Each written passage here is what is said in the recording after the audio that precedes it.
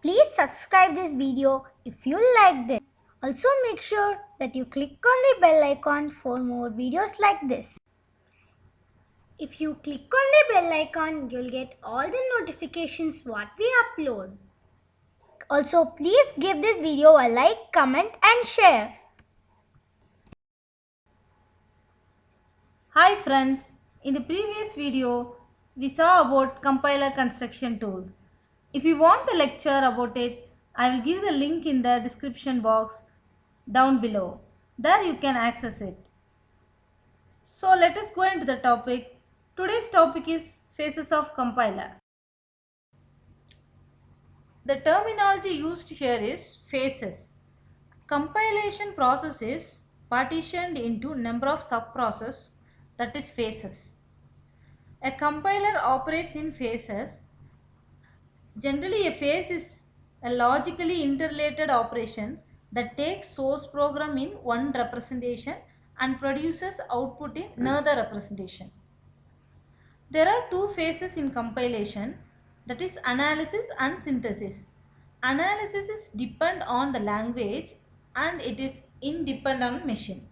Synthesis is dependent on machine and it is independent on language. This is the diagrammatic representation of a phases of compiler. It takes source program as high level language and produces the target program as binary code, as we know zeros and ones. Generally, compiler has 6 phases, that is lexical analyzer, syntax analyzer, semantic analyzer, intermediate code generator, code optimizer and code generator. Here we have a symbol table.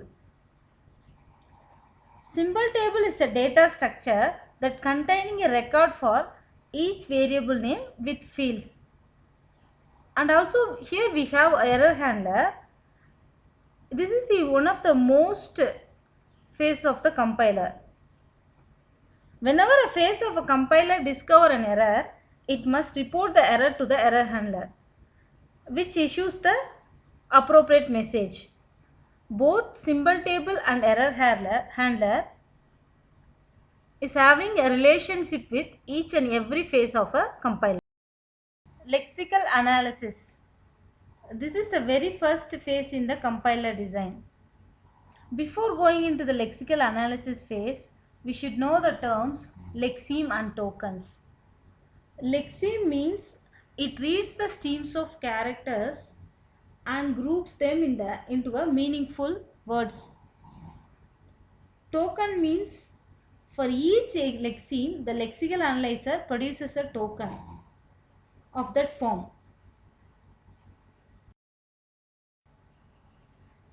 This is the example of lexical analysis phase. S is equal to tax plus 100. Here the lexemes are S is equal to tax plus and 100. The corresponding tokens for the lexemes are, for S it is identifier, for equal to it is assignment operator and so on. Hi friends, in the previous video we saw about compiler construction tools. If you want the lecture about it, I will give the link in the description box down below. There you can access it. So let us go into the topic. Today's topic is phases of compiler.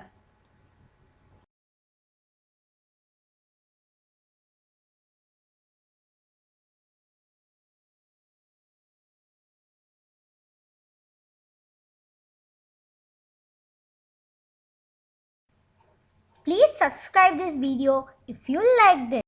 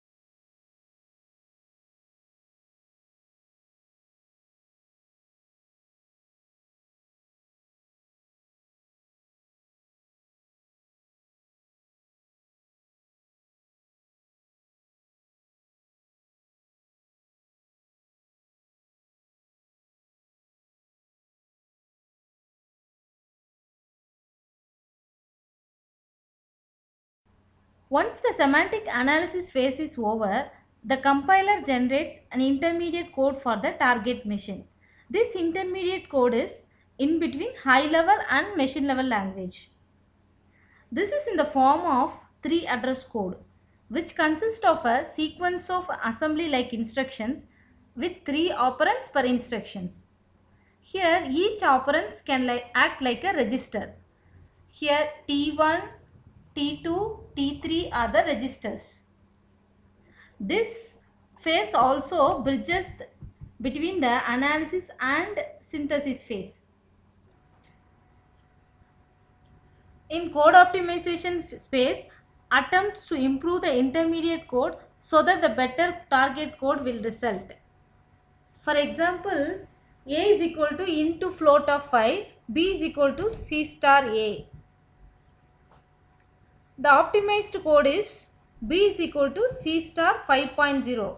That is, instead of taking a as into float of 5, we can take directly a as 5.0. Next, d is equal to e plus b and f is equal to d. Instead of storing the value of d into f, we can do f directly as e plus b. That is what the code optimizer will do. This phase generally removes unnecessary code line and speed up the execution of the program without wasting resources. It also occupies the less phase so that the performance of the compiler will become better. This is the last phase. It gets input from the code optimization phase and produces the object code as result. It also allocates the storage and generate the relocatable machine code. That machine code can be executable. Consider the example c is equal to a plus b star 7. In the first statement, move r1 comma b. Here the value of identifier b is stored in the register r1. In the next statement, mul r1 comma hash 7. Here the value that is the number 7 is multiplied with the value in the register r1. In the next statement, move r2 comma a. The value of identifier a is stored in r2.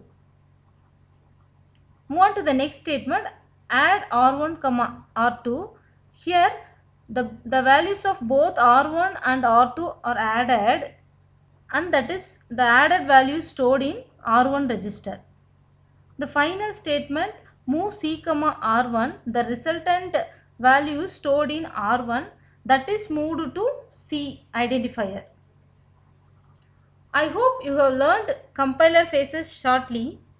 If you want more updation, please subscribe to our channel and also click on the bell icon to get more notifications. Thank you.